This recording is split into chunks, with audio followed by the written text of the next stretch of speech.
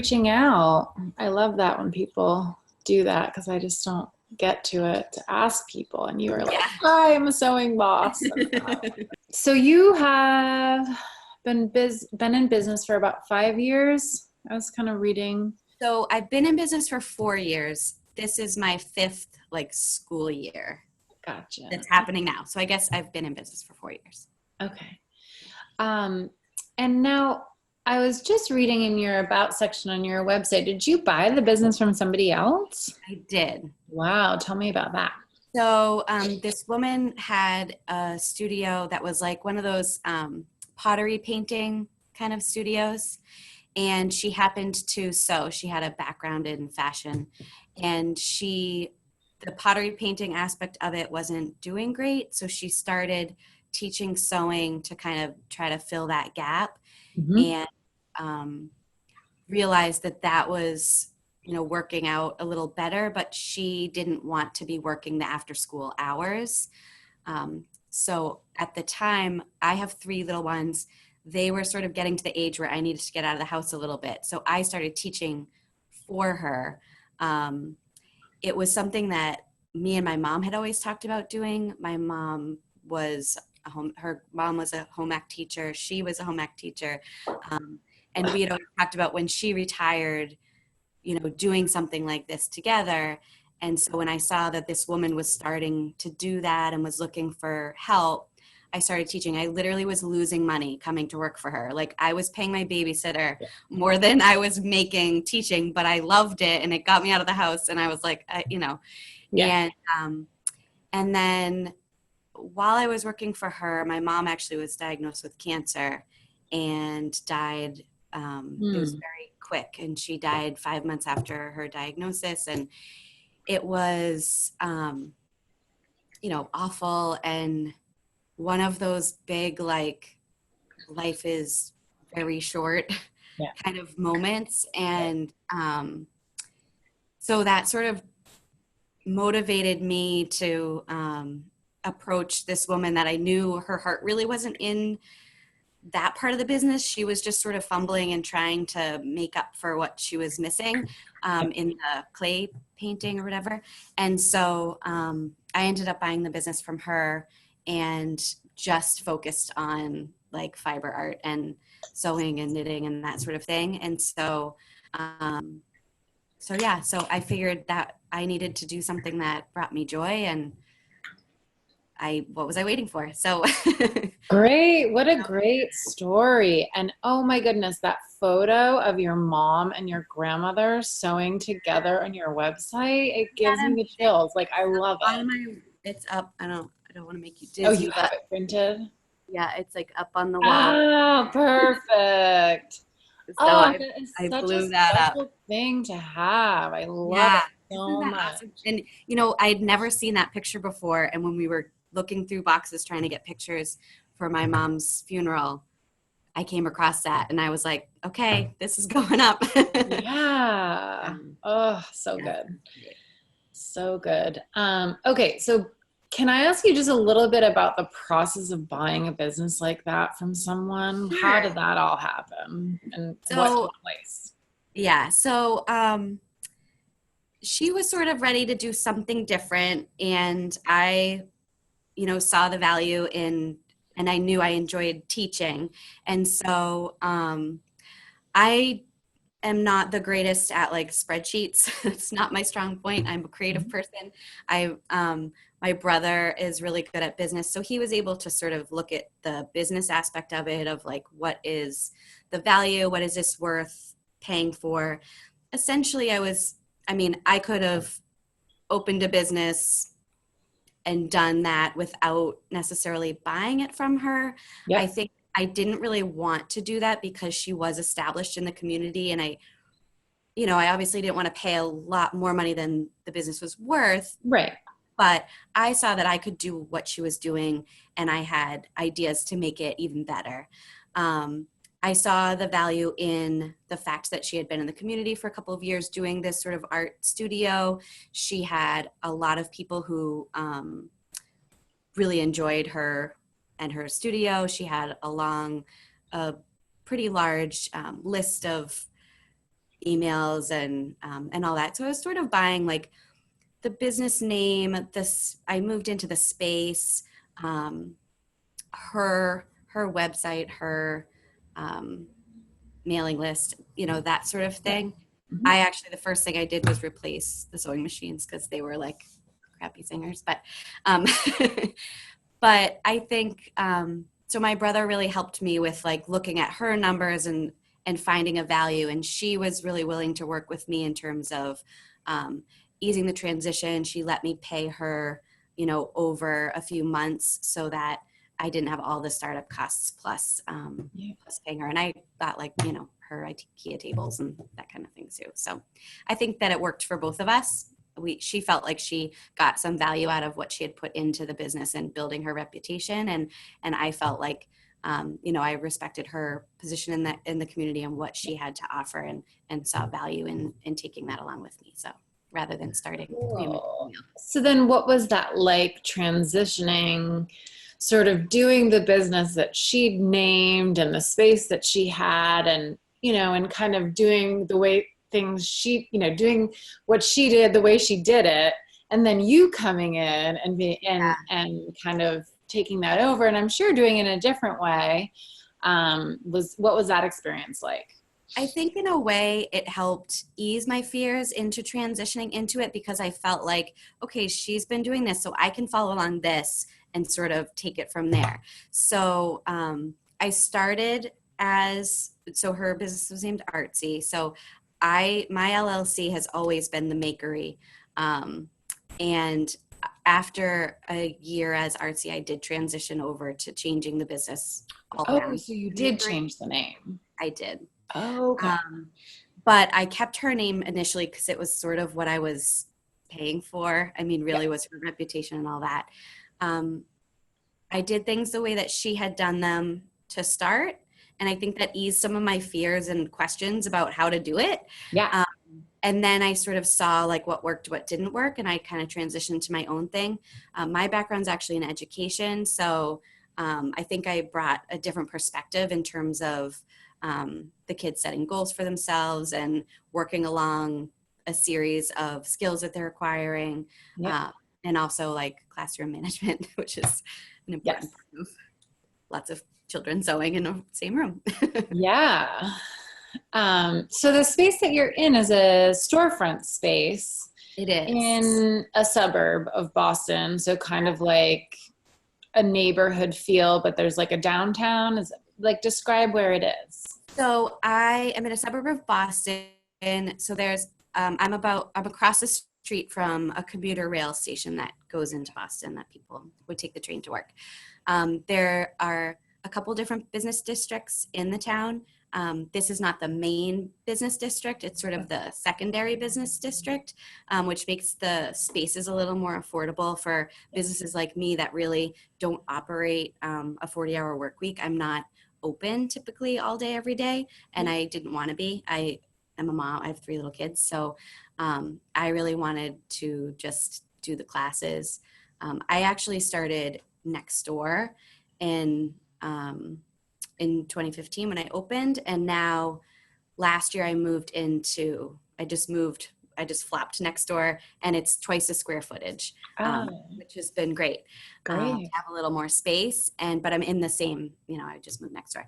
But it is a downtown, so there's people walking about, there's restaurants and coffee shops, and there's yarn shops, and we do, like, as the merchant group, we hold community events and things like that bring people to the area. So it has a nice community feel to it.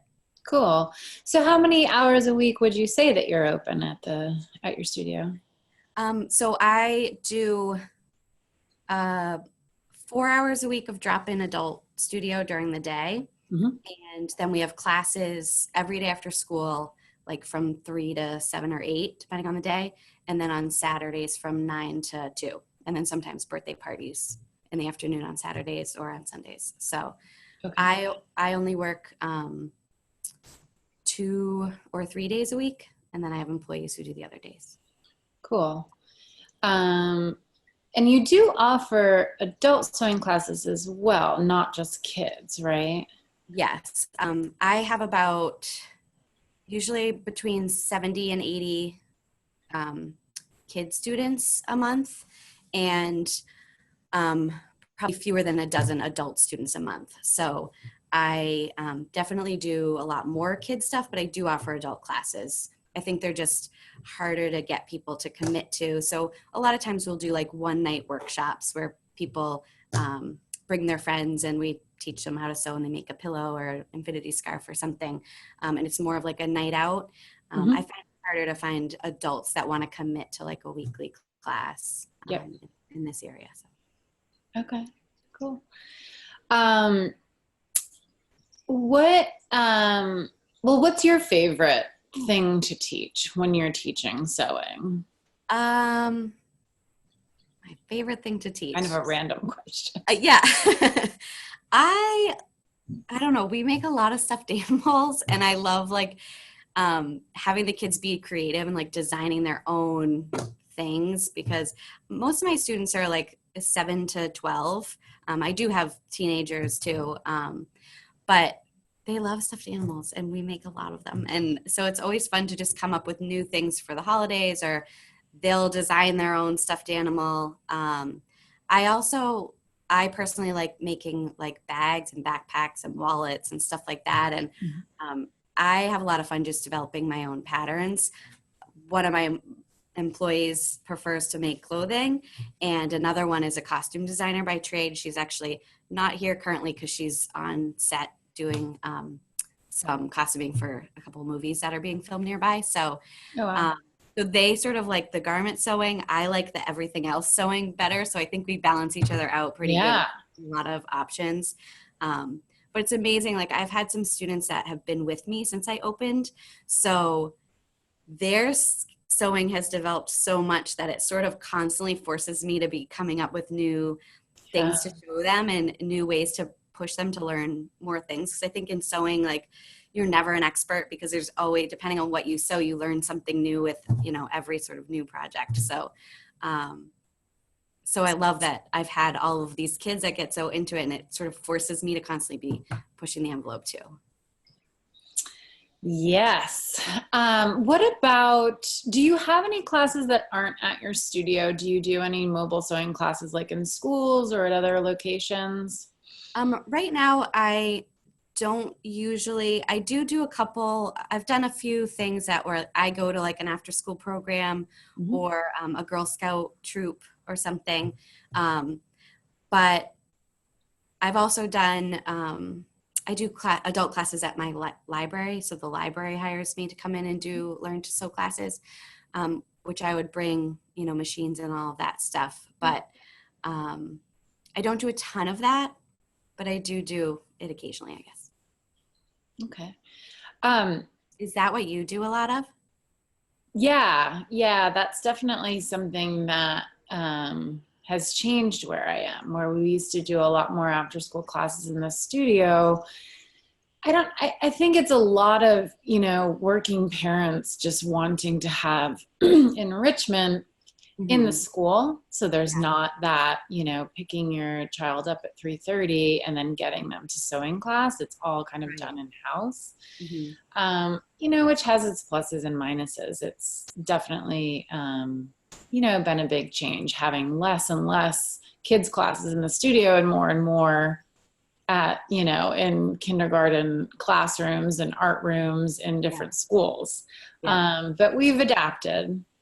And it's just sort of interesting to see, because you have a lot, that's 70 or 80 kids coming in a month. That's a lot of kids. Like that's amazing. And that definitely says something about your program. I think that, somehow someone's willing to pick up a kid from school and get them to your studio for that specific class. So that's definitely.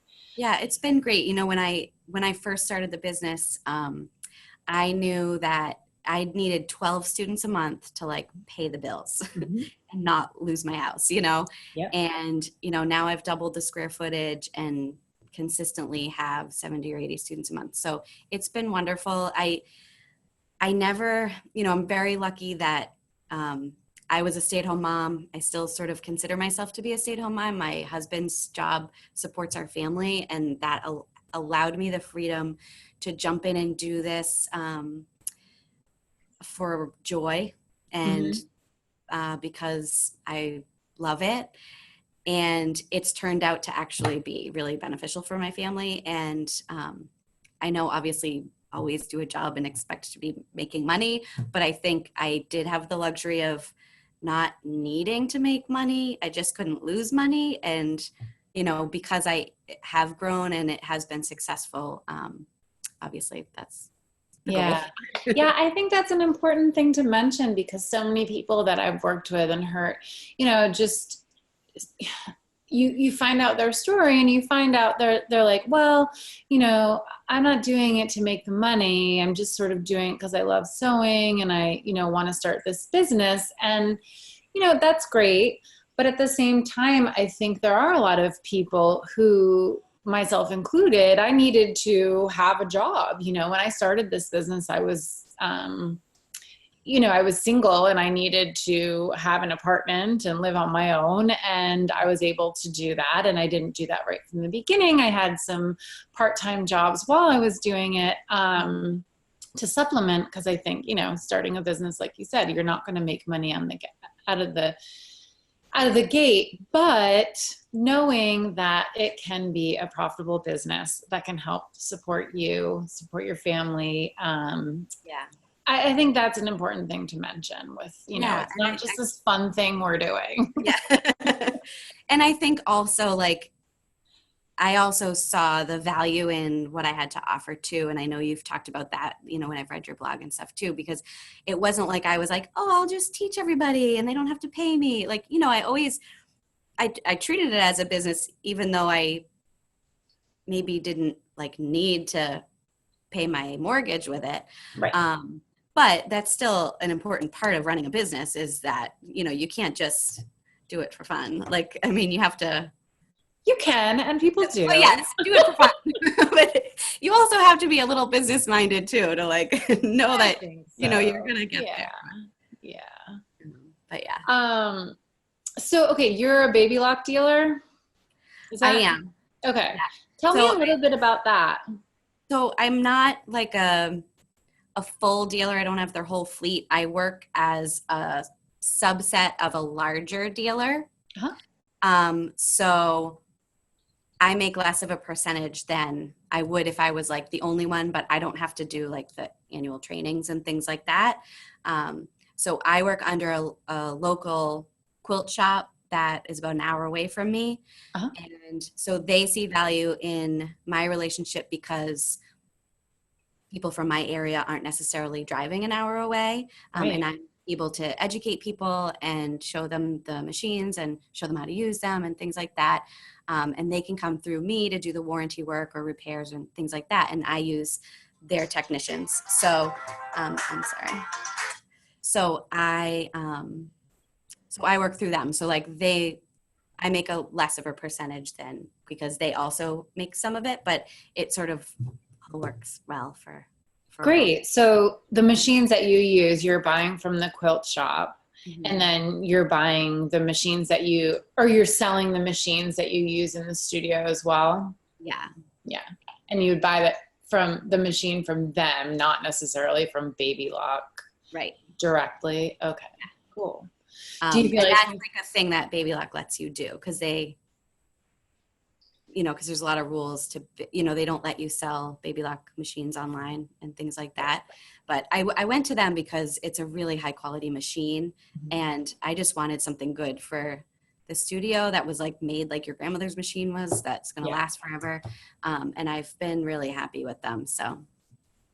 And then you have a technician that comes to your space, or you have to bring the machines to the I usually drop them off, or they'll send someone down if I have a couple to pick up, or I'm ordering stuff. They actually have a couple employees that live near me, so they're flexible with me. Sometimes they drive it to me. Sometimes I drive it to them. Okay. Cool. I don't do a massive volume of sewing machine sales other than around the holidays. So.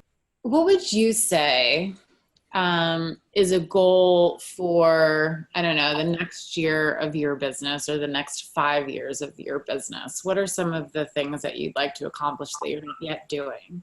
Maximizing the work that I put into things, like in a similar way that I know you sell like patterns in your curriculum and stuff like that. So I sell the patterns that I write with like in kits for mostly just for my students. Mm-hmm. So I like to sort of get that out into the broader world more than I do. And I mean, one goal that I have is definitely to increase my adult classes. Mm-hmm. I also have been really working to try to reach out to other artists who have different skill sets to offer different types of workshops. So just to have the space used, it's an awesome space. It's like a whole wall of windows. It's nice and sunny. And so I have like a woman that comes in and she does like fish print classes, and she brings these like massive fish, and everyone makes like prints on fabric, and then they come back another time and we teach them how to make it into a pillow. And so I've been really trying to make more connections with other artists in my community to come and share their skills in the studio, just to have it be like more of, we're making more than just the things that I can share. Yeah. What is the size of your studio? I think it is 725 square feet. Okay. Cool. Yeah.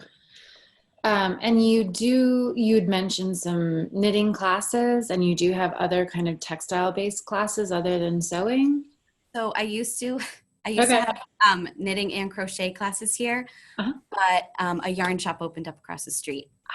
So I let her do that now. Yeah. It doesn't make sense for me to be teaching those things when I'm not selling yarn and things like that. So we had a nice conversation when she was opening and sort of made that that agreement that, you know, it really wasn't the crux of my business. I was just offering it because we like to make stuff. And so it really made more sense to let her stick with that being her focus. It's nice to hear, you know, we're all small businesses and we're all trying to do what we do best. And there is that kind of like, it's nice to have that relationship with other people and be able to say, hey, you're doing this now, so I'm not going to, and kind of have that commitment to other small businesses. I love that. And I love feeling like I'm in a community that is like that. Do you sell any kits right now? Because that's a great idea. It sounds like you're making your own curriculum, and that could be a great way to add profit to your business. Are you doing that currently? Absolutely. Yeah. So we just had a community event over the weekend, which is really well attended. I mean, thousands of people come. It's like hay rides and bouncy houses and a chowder festival and face painting and all that stuff. And we have a whole crafter artisan area. Yeah. So we let our kids be sewing scrunchies. So we were paying the students to make scrunchies, and then we sold them at the event. So I have like a kit that has like step-by-step photo instructions of how to make it. And then it's kitted with everything's pre-cut, and you get elastic and safety pins and all that stuff. And I love that scrunchies are back. And so those were popular. I usually kit up a bunch of new stuff around the holidays, just focused on my customer base, because usually the parents do look to me of what to buy their kid who loves to sew. And then I also have like a Amazon recommendations page that has like an affiliate Amazon links on my website too, to kind of direct them if they're not going to invest in a baby lock machine, what my other recommendations are and things like that. So options for different budgets. But it's always interesting. The speed control, it's really hard to sew over your finger when it's going that slow. So it really is. Like, that's what I always say. Like, we start our classes pretty young. I'll take some 5 and 6 year olds, and you set them up on a machine, show them what to do, and put them on slow, there's not a lot of damage that can happen. Yes. So 5 and 6, that's young. Do you find that it works? Yeah, I think it's because of where I am. It's Hoboken, it's people that are just starting their families and then they're getting out of Okay. town. So there's a So more it's younger people. business wise, yeah, it's a little smarter to start them. And yeah, we obviously teach them different things, and we've incorporated more hand sewing into the real young classes. But like I said, I think there's some 5-year-olds that we're not going to take our eyes off of with a sewing machine. And then there's some 10-year-olds you're 5-year-olds. not going to take your eyes off of too. Yeah, of course. Exactly. So it's like every kid, you just get to know what their abilities are. Right. And you pay attention to them accordingly. What class sizes do you stick to?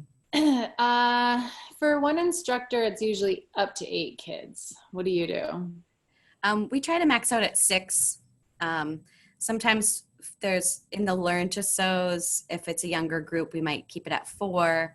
And again, like in the more advanced groups, we try to keep it like a 4 or 5 because they all need so much help, and you could have kids doing 5 different challenging projects. Yeah. So it's a little like chaos management of like, okay, you do this, okay, I'll do this, and then you do this. And so I think I've sort of I write more and more of my own patterns. I used to, and I still do have links where I recommend some PDF patterns, and we teach them how to, they buy them and bring them in, and we teach them how to put them together and things like that. Or people would show up with paper patterns. And it's hard for kids to be independently successful doing some of those because they're not really written in a way that is easy to understand, even if you know what you're doing. Right. So I think sort of out of necessity, I've been writing more and more so that my older kids, I can hand them a pattern and say, let me know if you have any questions, but it's written in a way that they should be able to follow it by themselves. So that helps reduce the chaos in the classroom where our head isn't spinning trying to guide, 5 different projects at once. But so you do allow them. That's cool that you allow them to work on the different things. Is that in all of your kids' classes or just the older ones? So usually they all have to start with the Learn to Sew, which is a 4-week, 1 hour a week class. And we really drive home all the safety about scissors, about pins, about the sewing machine, accuracy. We really get them to kind of pay attention and figure out like how to land your stitch where you want it. And they make a burrito pillowcase in that class over the 4 weeks. So there's a lot of practice. There's a lot of scrap bin and a big 10-pound box of stuffing. And, I think a lot of that beginning stuff is just getting comfortable with the machine and really, learning by failing, and like they want to do something and they realize they didn't put it right sides together, and that helps them figure out how to do it next time. And then after that, they do another 4-week session where they all have to pick one project. I do give them a few options as a group to decide on. And then after that, we sort of give them a little more independence in choosing the projects. I want them to be making something that they are going to use and like. But I kind of do like a rainbow system. So everyone starts at red. As I know that they can wind a bobbin and thread a machine without any help, they are orange and have a little accuracy. And then, so they progress through, red, orange, yellow, green, blue, purple. And each color level, I have sort of a half a dozen patterns that they can pick from that fit that skill set and help them learn something new. So it helps kind of guide to follow. But a lot of my classes are multi-level. So I could have, some yellows and greens and some blues, and that's okay. It works. Because then I can, if I need to do something more challenging for one of the older kids, I can say, hey, show them how to hem this, or their machine needs to be rethreaded and they're having trouble or whatever. So they actually have to help another child solve a problem in order to earn their blue. So it works to help them sort of feel capable and, help them work together. So Yeah, it's a real confidence builder, I think, when they Yeah, can help somebody else learn something. yeah, Totally. absolutely. How long are your kids' classes after school typically? 1 hour, 2 hours? We have 60-minute and 90-minute. Ah, I gotcha. Okay, cool. Yeah. So I do have a handful of students that stay for 2 back-to-back 1-hour classes. Oh, okay.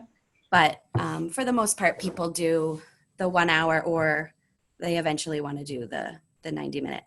The area that I'm in is a pretty affluent area, so we charge a good amount of money hourly. So I sort of have to do the hour classes because of affordability, and but more and more people who, once they stick with it, like every couple years, I sort of have a refresh of, you know, the majority of my kids stay a year.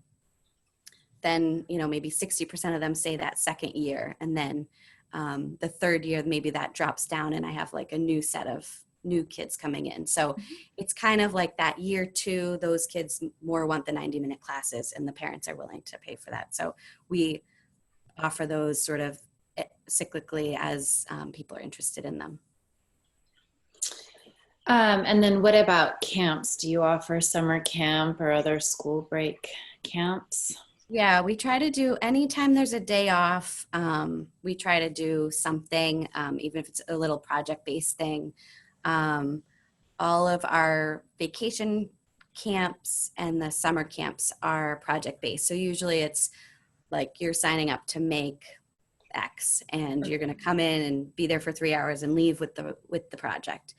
We do a couple things that are week-long camps over the summer, like a fashion design camp where they design a dress and then they sew it. But for the most part, I like offering a variety. Like if you need 5 days, we have 5 days, but also like you could sign up for just the individual days or each a project. So if people are just looking to do 1 or 2 things, it gives that flexibility. A lot of the camps around here are week-long, so that doesn't fit for everybody. Like I know for me, I'm home with my kids a lot of the summer, so I don't really need them to be somewhere 9 to 5 every day. Mm-hmm. But I like them to have things here and there. So I try to sort of offer those different things too, just to fit different needs and schedules and things like that. And it seems to work. This past summer, my employees' children are getting a little older too. So she was able to work a little more. I was able to work a little more. So we had a really full summer, which was great. Thank you for chatting today. Yeah, it was so nice to chat with you. And it's Just so to fun to ask connect you, with other people that do this and are following their passion and being creative. And well, thank you so much. Definitely keep in touch. I come to Boston every once in a while, so maybe we could grab coffee at some point. That would be fun. Awesome. Fun. Yeah. Great. All right. Take Bye. care. Bye.